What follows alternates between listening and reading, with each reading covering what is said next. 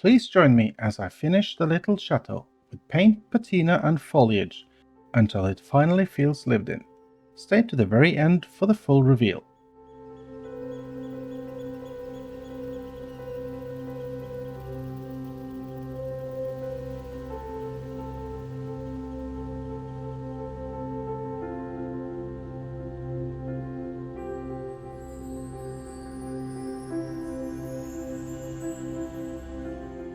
We start by carefully applying cement to the ridge tiles.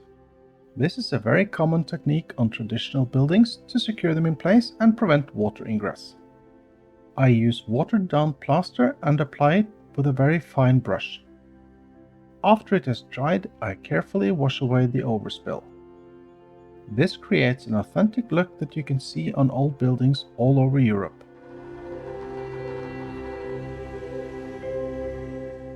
The next step is to wash off more of the plaster to reveal the masonry beneath.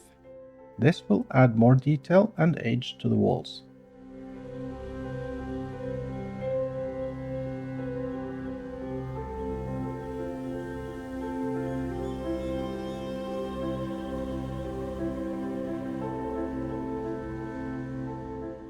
Then it is time to pave the lower courtyard with flagstones.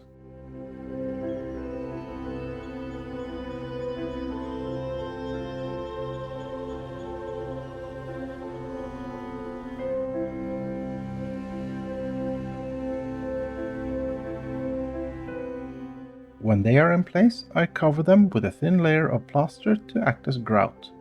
Then I wash off the excess.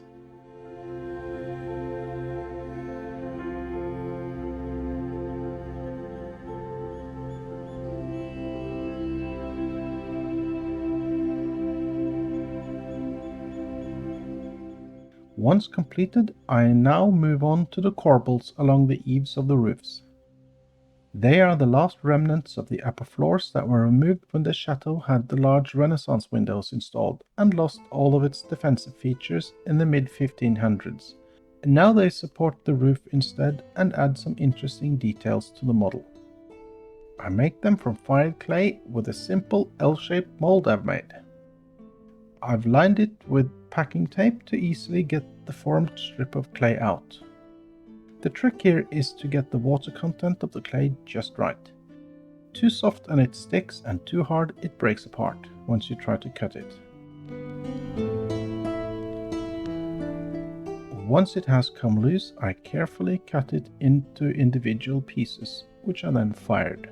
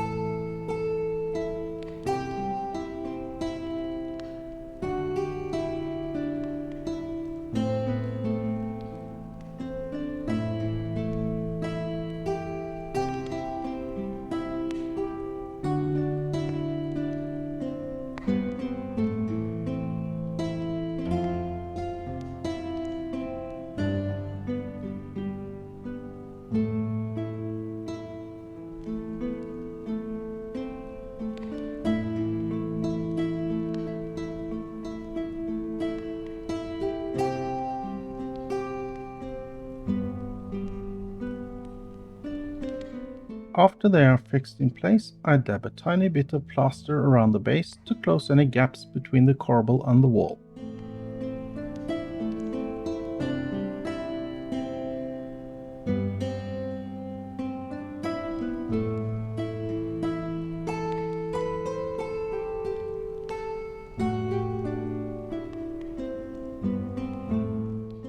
Then I carefully scrape and wash off the excess, first with a sharp knife, then with plaster and the brush. This marks the end of the building process, and now it's time for paint and weathering. I start by giving it a wash of ochre yellow.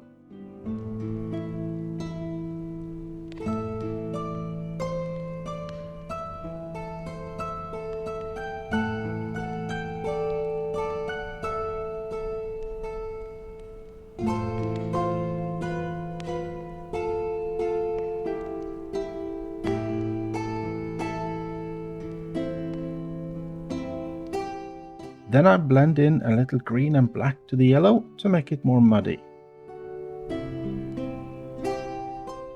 I then carefully build layers of wash in different grey, brown and yellow to get the warm sandstone glow we see on old French stone buildings. Next I make a black wash with a tiny hint of green for the roofs. Slowly the building is starting to show its age as I add layers of grime and dirt to the scars and patches in the walls. The brick patch repairs from the French Revolution are now starting to look their age. Once I am done with the first weathering step, I mix some dark grey and green paint to cover the exposed plaster on the terrain.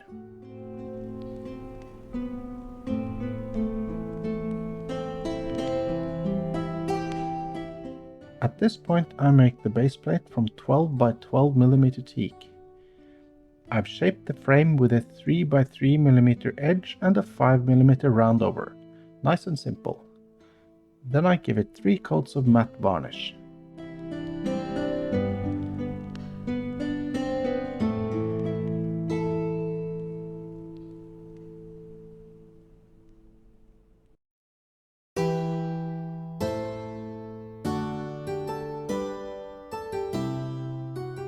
With the base done, I start on the tree. I had a placeholder from the beginning, but I've decided to make a new one as I felt the one I had was a little too big. As it turns out, this will be the fate of this tree as well. I start by twisting copper wire to form the trunk and large branches. Then I tack it to the model and shape the branches to a composition I like.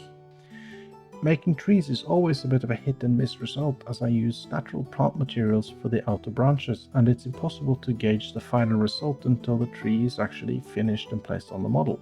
And as it turns out, this will come back and haunt me later. With the copper frame in place, I follow the usual steps and cover it with a mix of glue and plaster. Then I apply another layer of glue and sprinkle it with fine sawdust to create the bark texture. The next step is to make the outer branches from common reindeer lichen. I have harvested it fairly locally from where I live. First I soak it in lukewarm water to make it easier to handle. Then I trim off the tips that look most like branches and I soak them in some diluted glue mixed with paint.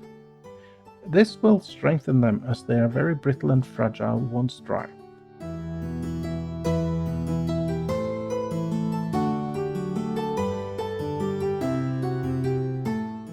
Because they're hollow, I then dip the end in some more glue and thread them onto the tip of the copper branches.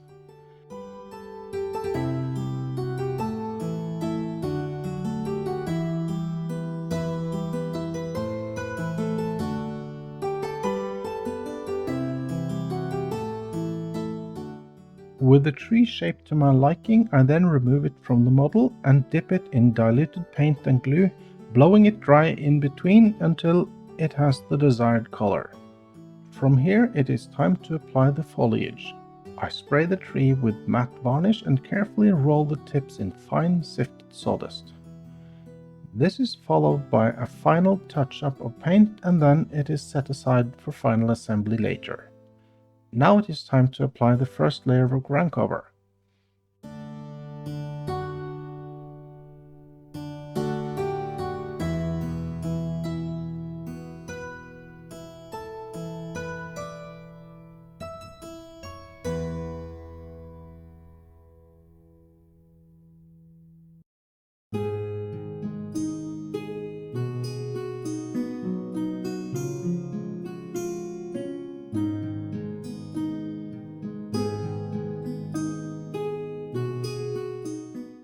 With this in place, the model is now getting difficult to handle without damaging it, and so I glue it to the base frame. This gives a nice finish and it also provides a safe way to handle the model without touching it.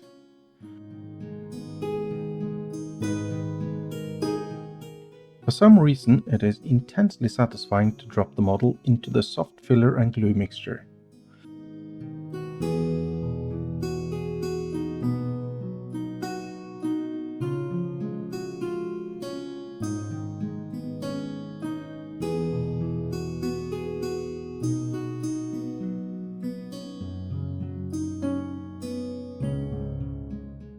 Once it is cured, I apply a base coat of paint and then the rest of the ground cover.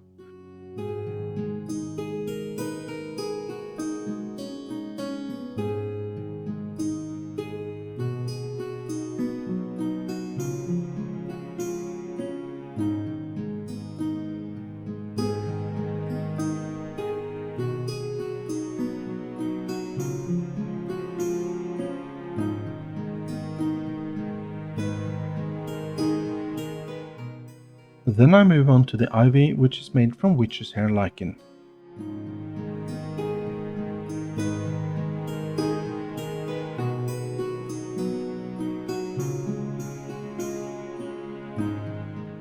I dip it in paint and glue, then shape it to follow the contours of the model. It is then blow dried.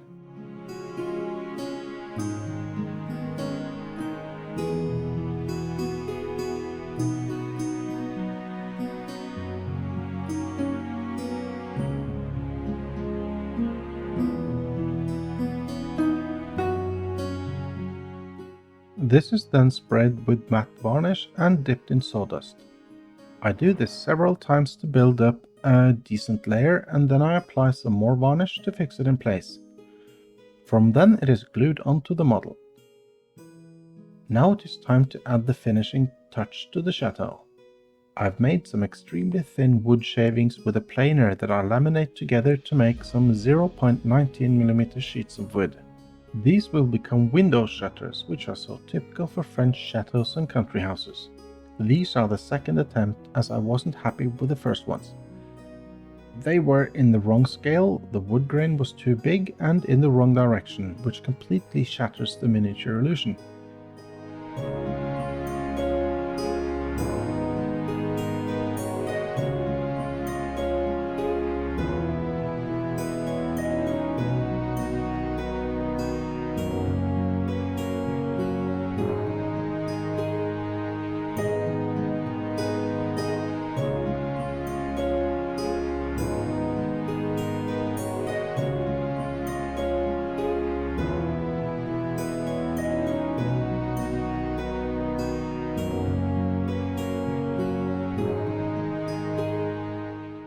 Because they are so thin, I had to glue them to a sheet of paper, which I then sand off.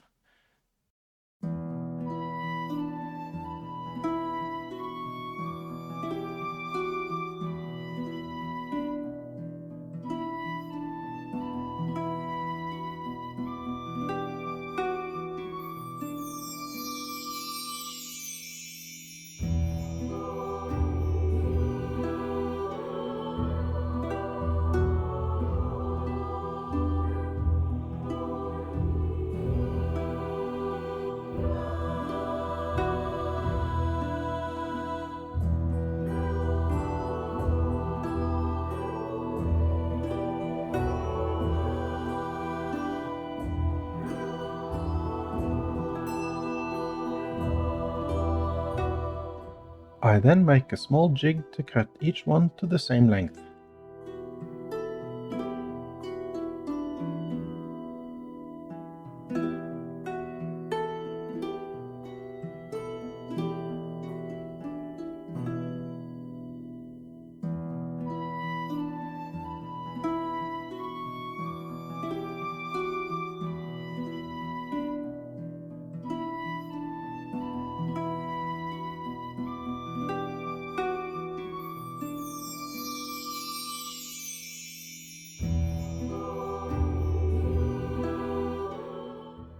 Once they are in place, I make the door from some more of the same laminated wood.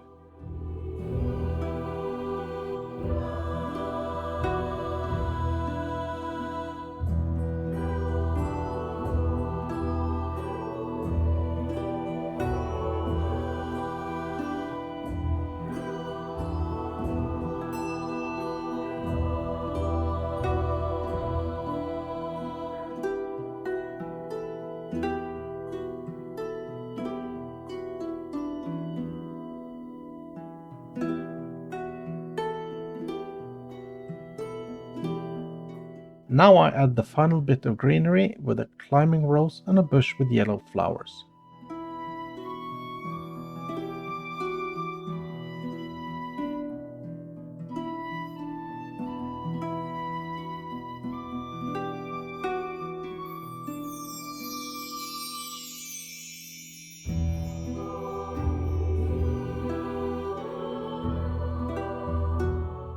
Then it is time to add the tree, and as I do this it starts to dawn on me that it too is too big.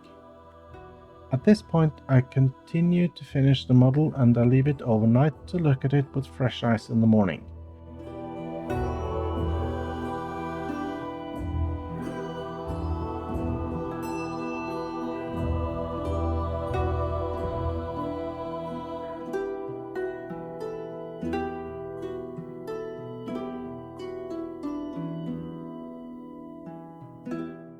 It looks nice, but I think it covers too much of the details of the facade.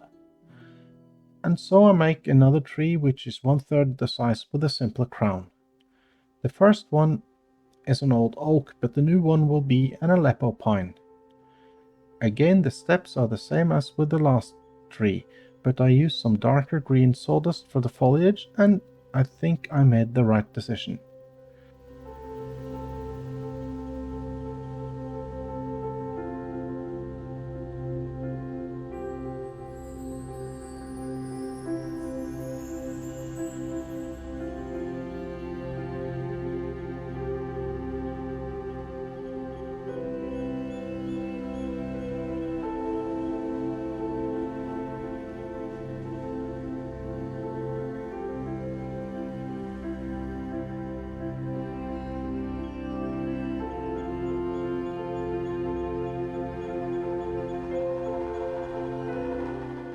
There we have it, a tiny French chateau with an Aleppo pine tree. I truly hope you've enjoyed the video and stayed to the end. And if you haven't already, please like and subscribe to my channel as it really helps me out.